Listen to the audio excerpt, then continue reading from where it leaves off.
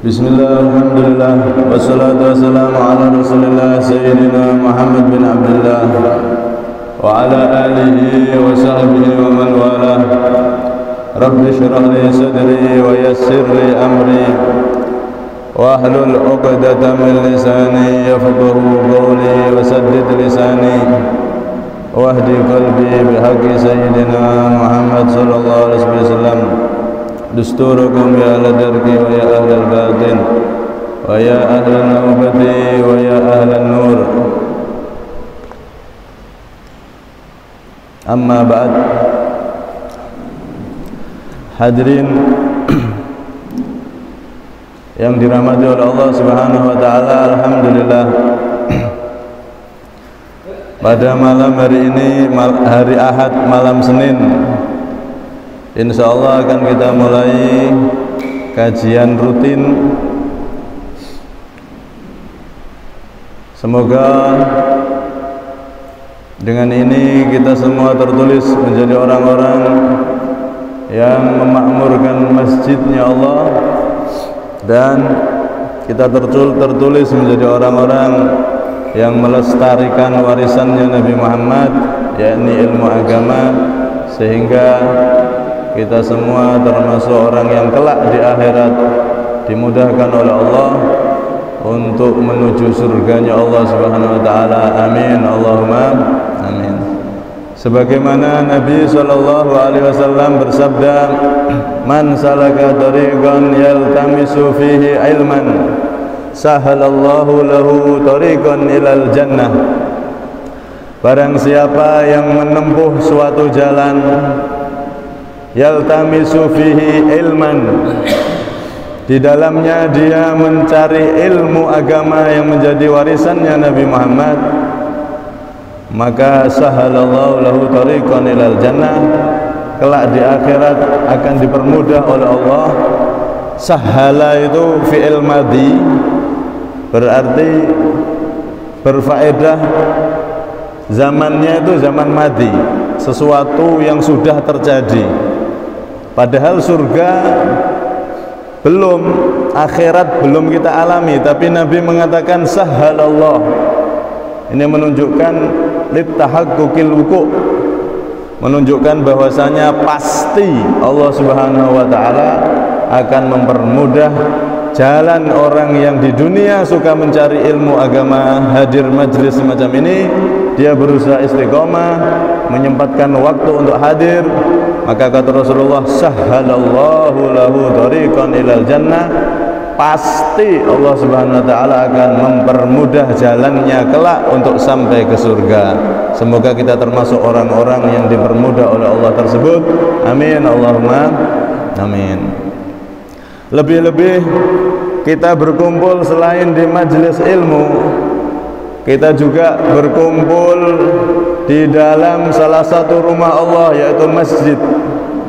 Khairu biqa'il ardil masajid, sebaik-baik tempat yang ada di muka bumi ini adalah masajiduha, masjid-masjidnya. Jadi masjid itu adalah tempat terbaik di muka bumi ini. Kenapa? Karena disitulah tempat ibadah kepada Allah, disitulah rumahnya Allah, artinya di mana Allah Subhanahu wa taala mengucurkan rahmatnya kepada umat ini. Karena itu Nabi di dalam hadis yang lain mengatakan, man ghada ilal masjid la yuridu illa ayyata'allama khairan aw yu'allimahu kana ka'ajri hajjin taman hajjuh, kama qala Nabi sallallahu alaihi wasallam.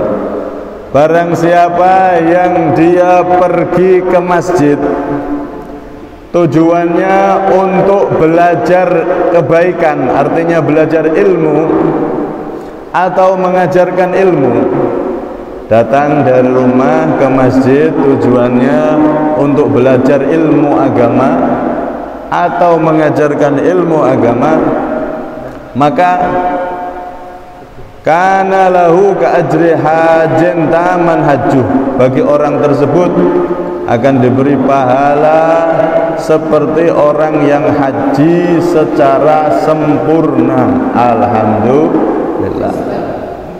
Kalau kita hadir di majelis ilmu mulia, tapi kalau majelis ilmu itu diadakan di rumahnya Allah, di masjid, tambah mulia lagi. Setiap orang yang hadir ditulis oleh Allah pahala haji sempurna. Alhamdulillah. Karena itu kita sebagai umatnya Nabi itu tidak usah terlalu galau. Kalau kita belum punya uang, belum bisa haji, gampang dapat pahala haji itu. Tidak tanggung-tanggung kata Rasulullah, taman haju sempurna, dapat pahala haji sempurna.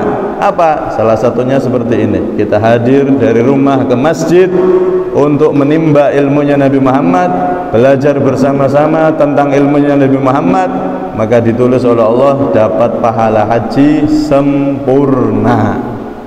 Orang sekarang itu kalau haji sempurna kan sulit, gini buatan. Dulu Nabi kalau tawaf panas, atau sa'i panas, nggak ada AC, nggak ada bangunan, masih matahari langsung. Hajinya pahalanya sempurna, kena terik matahari, pasir bawah panas. Sekarang kan enggak, sa'i sofar marwah ceritane nih. Mugi-mugi sing dereng pernah mriko, mungkin kalau panjenengan sedaya saged mriko. Amin Allahumma amin. Itu sofa marwah kan sudah ada bangunannya semua, ada kipasnya, ada AC-nya, jadi tidak panas, ngurangi pahala. Kalau pengen sempurna seperti hajinya Nabi, sulit zaman sekarang, bahkan tidak bisa sempurna itu, sulit sekali. Haji kah, umroh kah, sulit. Akan tetapi lihat bagaimana Allah membentangkan kebaikan untuk kita umat Nabi. Setiap kita hadir di majelis ilmu yang diadakan di masjid, itu seperti orang yang haji sempurna. Alhamdulillah. Insya Allah setiap Ahad malam Senin kita akan bersama-sama mengkaji salah satu kitab yang sangat terkenal, yaitu Al-Arba'in Nawawiyah. Arba'in Nawawi, karya daripada Al-Imam Nawawi. Sebelum kita masuk ke hadisnya, maka kita nggak ada salahnya kita kenali dulu siapa Al-Imam Nawawi. Jangan tak kenal maka tak sayang. Dan disebutkan ulama juga, ma araftu syai'an anfa' lil qalb illa qissatus sholihin. Aku tidak pernah tahu sesuatu yang lebih bermanfaat untuk membuka hati, menyadarkan hati, kecuali salah satunya adalah kisahnya orang-orang soleh. Kalau kita dengar kisahnya orang-orang soleh, itu banyak orang-orang yang semula hatinya tertutup, malas ibadah, bahkan mungkin meninggalkan ibadah, tapi ketika dengar cerita orang soleh, hatinya terbuka dan sadar. Cerita orang-orang soleh itu adalah junudun min junudillah, salah satu tentara dari tentaranya Allah. Mendengar cerita orang soleh itu bisa membuka hati yang semula malas ibadah, yang semula jauh dari Allah. Dengar cerita orang-orang soleh, kadang-kadang dan bahkan banyak, hati itu terbuka dan akhirnya jadi mendekat taubat kepada Allah Subhanahu wa ta'ala. Al-Imam An-Nawawi, beliau itu dilahirkan di daerah yang namanya Nawa. Daerah Nawa itu di daerah termasuk wilayah daripada Dimis atau Damaskus, Syria. Beliau dilahirkan di daerah tersebut di tahun sekitar 631 Hijriah. Itu lahirnya beliau. Dan beliau wafat sekitar tahun 676 Hijriah. Jadi umur beliau kurang lebih sekitar 45 atau 46 tahun. Itu Imam Nawawi. Beliau ini seorang yang sangat luar biasa. Beliau itu diriwayatkan oleh salah satu muridnya dalam salah satu kitabnya. Jadi Imam Nawawi itu seorang yang betul-betul menjauhkan dirinya dari segala macam kenikmatan dunia. Sampai-sampai minum air Kalau sekarang tuh air es, air dingin tuh tidak mau, air es itu tidak mau, termasuk nikmat itu. Tsumma latus'alunna yauma idzin 'anin na'im. Karena takut nanti di akhirat dihisab. Kan itu ayatnya kan itu. Tsumma latus'alunna yauma idzin 'anin na'im. Kemudian kalian wahai umat manusia nanti di akhirat akan dihisab semua kenikmatan yang kamu rasakan di atas dunia ini. Imam Nawawi tidak mau. Saking beliau itu tahdibun nafas, membersihkan jiwanya, makan makanan yang nikmat itu tidak mau. Bahkan beliau itu nggak mau makan dari buah-buahan yang ada di Damaskus saat itu. Buah-buahan yang ada di situ tidak mau, dikasih tidak mau. Ketika ditanya salah satu muridnya, kenapa wahai Imam kok tidak mau makan buah-buahan ini? Buah-buahan yang dari Damaskus, dari daerah itu tidak mau, tapi kalau dari luar mau. Tapi kalau daerah itu tidak mau, kenapa? Ditanya sama sebagian muridnya, beliau jawab, karena di daerah Damaskus tersebut banyak kebun-kebun wakaf yang disalahgunakan, dan banyak kebun-kebun milik anak yatim yang disalahgunakan. Takutnya yang saya makan itu buah dari kebun-kebun yang bermasalah itu. Akhirnya seumur hidup beliau di situ tidak mau makan buah yang ada di situ, karena takut kalau makan buah yang dari hasil kebun yang belum jelas. Masya Allah. Dan diriwayatkan beliau itu tidak makan kecuali cuman sekali. Dimakannya pas setelah isya berbuka, kemudian minumnya sekali seketika sahur. Itu beliau seumur hidupnya ketika beliau sudah jadi ulama, itu makannya sekali setelah isya dan minumnya sekali ketika sahur. Itu apa? Kuat. Makan sekali, minum sekali teguk tok. Wis. Kadang-kadang kita kok bisa ya makan sekali apa tidak lapar, makannya cuma kurma 1, 3 itu tok, wis selesai. Kalau kita pikir sebetulnya ya masuk akal juga. Makan sekali, minum seteguk. Ya Allah, 24 jam nih. Ini kalau kita pikir seperti orang kalau sudah ahli ibadah, orang yang beliau ini sudah betul-betul menikmati ibadahnya, menikmati dalam berdakwah, menikmati dalam menyebarkan ilmu, sibuk dengan itu semua, menikmati itu semua, sehingga makan itu seakan-akan tidak kober, minum itu seakan-akan tidak kober, poso setiap siang itu puasa, sahurnya cuman minum tok. Ini kalau kita pikir sebelumnya ya masuk akal. Kadang-kadang orang awam pun lebih hebat kadang-kadang. Ada orang misalkan dia ini gila bola, gila bola ini, seneng nonton bola. Ada timnya mau nanti malam itu jam 2 final. Masya Allah, itu dari pagi itu sudah teriak-teriak. Kadang sampai tidak makan, tidak peduli dia. Sampai ditunggu tidak tidur, sampai jam 2, jam 3, sampai subuh tidak tidur. Dibela-belai karena apa? Karena dia menikmati, menghayati, menikmati, mendukung dengan timnya tadi itu, tim sepak bolanya tadi itu, sampai lupa makan, lupa minum, dia teriak-teriak, tidak capek. Kenapa? Karena seneng, nikmat. Begitu juga Imam Nawawi ini salah satu orang yang sudah menikmati ibadah, menikmati ilmu. Kalau ada orang kaya, hidangannya makanan, minuman, yang nikmat-nikmat. Tapi hidangan Allah di bumi ini apa? Ilmunya Nabi, ibadah, itu hidangannya Allah. Dan hidangannya Allah itu bagi orang yang sudah merasakannya itu nikmat. Orang kadang baca Quran merasa 7 juz kurang, merasa nikmat. Kadang-kadang kan pas kita datang khusyuknya, sholat itu khusyuk, merasa nikmat. Mungkin ketika terdesak utang, atau niku, nek dongo, kalau sholat, kalau dzikir itu khusyuk minta sama Allah, tidak terasa sudah berjam-jam. Kalau ada masalah tapi nek pas tidak ada masalah ya dzikir, ibadah, baru berapa menit terus ngantuk, tidak karu-karuan. Ini beliau Imam Nawawi orang yang Masya Allah luar biasa, menikmati dalam dakwah, menikmati dalam ilmu, dan beliau mengarang kitab begitu banyak, sampai-sampai dihitung umur beliau 45 tahun atau 46 tahun dengan kitab yang berhasil beliau tulis itu seakan-akan tidak mencukupi. Satu harinya itu nulis sekitar berapa lembar gitu, 5 atau 10 lembar. Itu dihitung dari beliau lahir sampai wafat.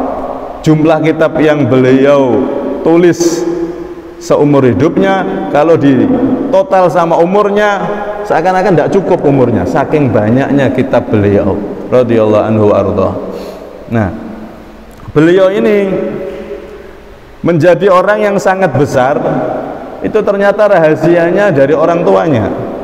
Orang tuanya itu mendidik beliau sedari dini untuk dekat dengan ilmu agama, dekat dengan ajarannya Nabi SAW. Bahkan diriwayatkan itu ketika beliau umur 7 tahunan niku beliau itu hobinya hafalan Quran sudah.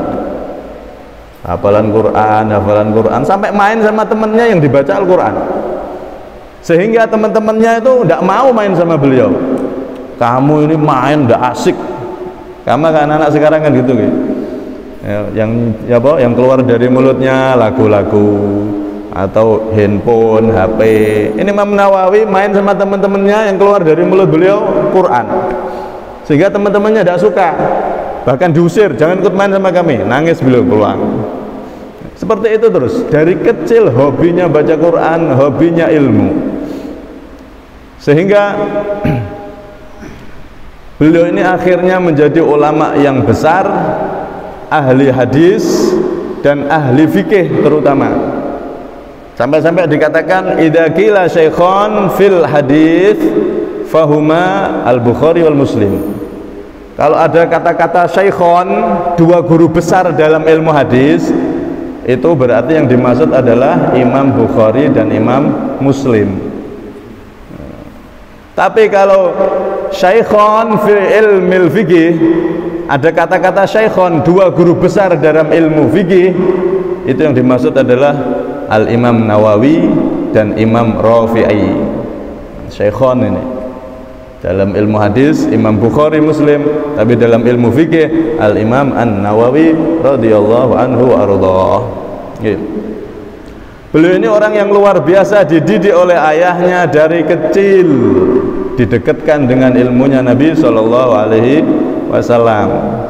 Karena itu ini pelajaran bagi kita, Pak. Kalau anak-anak kita pengen jadi seperti Imam Nawawi atau jadi orang soleh, jadi anak yang berbakti, maka jangan sampai telat. Dari dini, dari kecil harus kita didik dengan ilmu agama. Imam Nawawi ini dididik dari kecil sampai jadi imam azim, imam yang agung, yang besar. Beliau itu saking sibuknya nggak kepikiran nikah. Jadi beliau seumur hidup tidak nikah. Wala yatazawwad qat, sama sekali beliau tidak nikah, tidak sempat soalnya. Karena saking sibuknya berdakwah, habis waktunya untuk berdakwah, habis waktunya untuk menyebarkan ilmu, habis waktunya untuk ibadah, sampai-sampai tidak kepikiran nikah. Makanya beliau ini orang yang luar biasa sekali. Kemudian bagi kita, jika ingin anak kita itu soleh, berbakti, jadi anak yang manfaat dunia dan akhirat, ya ini tiru orang-orang soleh, jalan mereka ini dari kecil dekatkan dengan ilmu agama, jangan sampai telat. Udah terlanjur kita ini yang misalkan kita yang jauh dari agama, kita yang bodoh mungkin diantara kita ada yang nggak bisa baca Quran, jangan sampai anak atau cucu kita ngulangi kesalahan kita. Cukup kita yang gagal, cukup kita yang kurang dekat sama agama, tapi anak-anak cucu kita harus kita dekatkan dengan ilmu agama. Karena ilmu agama ini adalah ilmu yang paling penting. Sampai-sampai Nabi mendoakan orang tua yang mau mendidik anaknya dengan pendidikan agama dari kecil. Rahimallahu walidan ana waladahu ala birri. Semoga Allah itu merahmati orang tua yang dia mau menolong anaknya untuk berbuat baik atau berbakti kepada dia. Semoga Allah merahmati, memberi rahmat, menyayangi orang tua yang dia bisa menjadikan anaknya berbakti.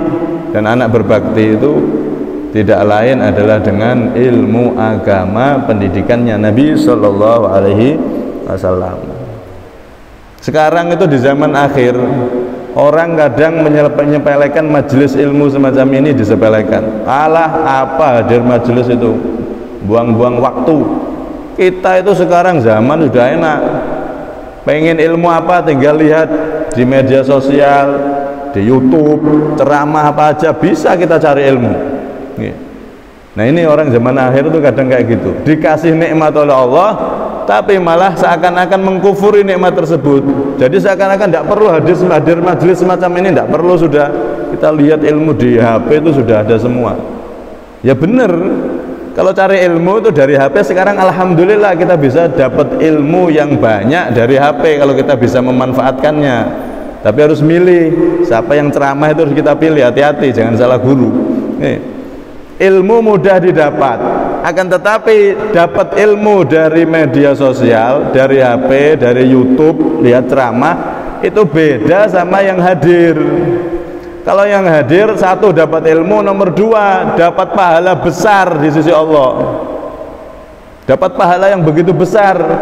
Bahkan para ulama mengatakan jalan termudah di zaman akhir, jalan paling mudah menuju surga itu kalau kita tuh istiqomah hadir di majelis ilmu semacam ini. Nah istiqomah itu jalan mudah menuju surga.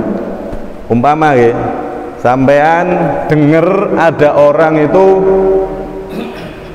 setiap seminggu sekali dia sholat sunnahnya 1000 rakaat lebih.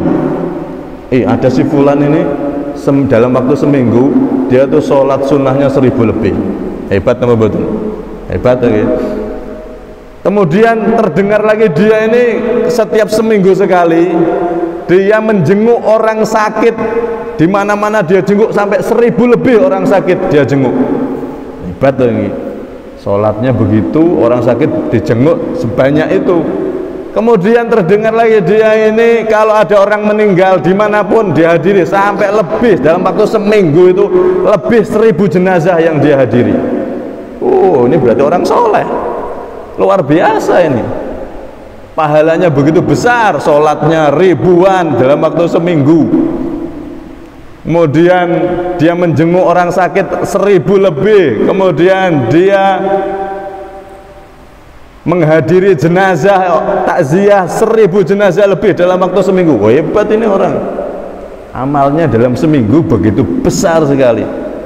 Ketahuilah kita hadir di majelis semacam ini, kata Rasulullah, huduru majlisi ilmin, diriwayatkan oleh sahabat Abi Dar radhiyallahu an, Nabi mengatakan hadir majelis ilmu semacam ini afdol, lebih utama. Lebih utama itu berarti lebih tinggi, lebih besar pahalanya, min sholati alfi rakaah, daripada sholat sunnah 1000 rakaat di rumah. Sampai hadir di majelis mungkin 1 jam, setengah jam, sholat di rumah 1000 rakaat itu butuhnya berapa jam, itu lama. Hadir majelis ilmu lebih utama daripada sholat sunnah di rumah 1000 rakaat. Wa iyadati alfi marid, dan lebih utama daripada menjenguk 1000 orang yang sakit. Orang yang sakit kita jenguk muter-muter sampai lelah, mau 1000 orang. Itu pahalanya besar, tapi hadirnya kita, duduknya kita di majelis semacam ini lebih utama dari itu semua. Ditambah lagi wasyuhudi alfi janazah, dan mentakziyah 1000 jenazah. Syuhud itu maknanya 2. Syuhud itu hadir jenazah, yang dimaksud di hadis itu ada 2 makna. Pertama, dia ikut menyolati mayit ketika ada yang meninggal, bukan hanya sekedar takziah saja, hadir saja, setelah itu jagongan, ngobrol ke sana kemari, enggak. Dia ikut nyolati mayitnya. Orang yang sholat mayit, sholat jenazah, itu pahalanya seperti sedekah 1 gunung emas. Makanya eman, kalau ada orang meninggal kok kita cuma hadir toh, ndak ikut nyolati, itu eman. Mau sholat jenazah itu gampang, takbir 4 kali, niat mensolati jenazah ini. Allahu Akbar, kemudian baca Al-Fatihah, waladhdallin, amin. Kemudian takbir kedua, Allahu Akbar, baca sholawat, cukup Allahumma sholli ala Muhammad, itu aja boleh. Atau diteruskan sampai fil alamin innaka hamidum majid boleh. Allahumma sholli ala Muhammad wa ala ali Muhammad kama shallaita ala, sampai seperti tahiyat itu boleh. Minimal Allahumma sholli ala Muhammad. Kemudian takbir ketiga, Allahu Akbar, baca Allahumma ighfir lahu warhamhu. Allahumma, wahai Allah, ighfir, ampuni, lahu, pada mayit ini, warhamhu, rahmati dia. Allahumma ighfir lahu warhamhu, doanya pendek, itu takbir ketiga. Takbir keempat, Allahu Akbar, tidak baca apa-apa, tidak apa-apa, tapi dianjurkan baca yang mudah itu, Allahumma rabbana atina fid dunya hasanah wa fil akhirati hasanah wa qina adzabannar. Kalau kita tidak hafal doanya, Allahumma la taftin ajrahu wa la taftinna ba'dahu waghfir lana wa lahu, baca itu. Kalau tidak hafal rabbana atina, tidak baca tidak apa-apa. Yang wajib nomor satu baca Fatihah, takbir kedua baca sholawat, takbir ketiga baca Allahumma ighfir lahu warhamhu, takbir keempat tidak baca apa-apa, tidak apa-apa, kemudian salam, assalamualaikum warahmatullahi wabarakatuh. Boleh ditambahi wabarakatuh, boleh tidak. Ada dua pendapat itu ya, sunnah ditambahi wabarakatuh, ada yang mengatakan tidak ya. Nah, kalau sudah hadir jenazah ikut nyolati, yang ikut sholat itu seperti orang yang sedekah 1 gunung emas. Sampai pernah lihat orang sedekah emas? Kan tidak pernah ya. Nah, enak pengajian, ayo kotak keliling, langsung ibu-ibu nyopot gelang, nyopot kalung, tidak ono, tidak ada ceritanya. 2021 ya. Sampai dino kiamat kayaknya tidak ada itu nanti cerita yang seperti itu. Soda kok emas, tidak ono. Tapi kalau kita ngikut sholat jenazah ketika ada yang meninggal dengan cara yang mudah, Allahu Akbar 4 kali toh, bacanya cuma ringan, itu seperti orang yang bersedekah 1 gunung emas. Nah, syuhud itu yang dimaksud di hadis itu, 1 mensolati, nomor 2 dia ikut menggiring atau mengangkat jenazah ke pemakaman. Orang yang mengikuti jenazah ke pemakaman itu juga sama, dapat pahala 1 gunung emas. Berarti kalau ikut nyolati plus ikut ngantar ke makam itu dapat 2 gunung emas. Ini namanya syuhud. Syuhud itu menghadiri alias sholat plus ngantar, itu syuhud. Berarti syuhud itu orang yang hadir di majelis semacam ini itu lebih utama daripada syuhud 1000 jenazah, nyolat dan nganter 1000 jenazah. Berarti kali 2 gunung emas kan tadi, berarti 2000 gunung emas, lebih utama dari itu. Masya Allah, ini saking hebatnya majelis ilmunya Nabi. Kenapa? Karena ilmunya Nabi inilah warisannya Nabi, dan dengan ilmu ini masjid bisa makmur, orang kaya bisa sedekah karena tahu ilmunya, dia pengen sedekah, dan seterusnya, itu karena ilmunya Nabi. Karena itu ketika mendengar hadis ini, hadir di majelis ilmu itu lebih utama daripada sholat 1000 rakaat, daripada menjenguk 1000 orang yang sakit, dan daripada menyolati mengantar 1000 mayit. Maka sahabat kaget, kok hebat betul Rasulullah. Wa min qiraatil Quran, apakah juga lebih afdol daripada baca Quran hadir majelis ilmu itu? Kalau baca Quran gimana Nabi? Utama mana? Baca Quran di rumah apa hadir majelis? Maka dijawab Nabi, hal yanfa'ul Quran illa bi ilmi illa bil ilm. Kama qala Nabi SAW, apakah Quran itu bisa bermanfaat kalau tanpa ilmu? Artinya apa? Hadir majelis semacam ini itu lebih utama, artinya kita sempatkan untuk hadir di majelis ilmu, dan kita juga baca Al-Quran. Sebab orang yang baca Al-Quran tok tapi dia tidak tahu ilmu, nanti dia baca ayat yang ini haram, akhirnya dia lakukan, dia tidak tahu isi Al-Quran karena dia tidak punya ilmunya. Na'udzubillah min dzalik. Karena itu kan Nabi sampai mengatakan ruba qari'in wal Qur'an lil Qur'an wal Qur'anu yal'anuh. Berapa banyak orang yang baca Quran akan tetapi Al-Quran itu melaknat dia. Ada Al-Quran nerangkan misalkan A, ternyata dia tidak tahu ilmunya itu, dilarang melakukan hal tersebut malah dilakoni. Tapi kalau kita belajar ilmu, hadir di majelis ilmu, kita akan mengerti kandungan bagian daripada Al-Quran. Sebab majelis ilmu semacam ini sumbernya adalah Nabi Muhammad, dan Nabi Muhammad sumber beliau utama adalah Al-Quran, wahyu dari Allah Subhanahu wa ta'ala. Sehingga kalau kita hadir majelis yang semacam ini, maka kita akan semakin tahu isi hadisnya Nabi dan isi Al-Quran, ajarannya Nabi Sallallahu Alaihi Wasallam. Karena itu orang yang hadir di majelis sama yang cari ilmu lewat HP saja, jauh bedanya. Jauh. Memang benar ilmu bisa didapat dari HP, bisa. Akan tetapi yang hadir itu lebih hebat dan lebih banyak pahalanya. Bayangno nih kowe, seminggu sholatnya 1000. Nah kita sholat seperti itu tidak mampu. Orang Ramadan aja kadang-kadang dibuat perdebatan. 8 rakaat apa 21 rakaat. Oh ini kadang-kadang sampai tengkar. Yang salah itu yang tidak sholat raweh. Nah ini kita dapat pahala 1000 rakaat, bahkan sampai menjenguk orang sakit 1000, sampai menghadiri janazah 1000. Itu semua masih kalah dibanding hadirnya kita di majelis ilmu semacam ini. Tidak harus di majelis ini, pokoknya majelis ilmu masih apa aja, majelis ilmu yang dia dari gurunya, gurunya dari gurunya, dari guru ke guru ke guru, nyambung hingga Nabi kita Muhammad SAW. Majelis yang betul-betul muttasil. Muttasil itu punya sanad, ibarat rantai itu sambung menyambung hingga Nabi SAW. Majelis yang semacam itulah yang dibanggakan oleh Rasulullah SAW dan dipesankan oleh Nabi, idza marartum biriyadil jannati farta'u fiha, kata Rasulullah, wahai para sahabatku, kalau kalian melewati taman-taman surga maka mampirlah. Sahabat sampai kaget, tuh Rasulullah, di dunia ini ada taman surga. Wa mariyadul jannah, apa itu taman surga wahai Nabi? Maka dijawab oleh Rasulullah, khilaqud dzikri wa fi riwayatin khilaqul ilmi. Taman-taman surga yaitu majelis-majelis zikir, majelis-majelis ilmu semacam ini. Hakikatnya kita berada di taman-taman surga. Orang yang di dunia sering mampir di taman surga, sering mampir di taman safari tidak tahu.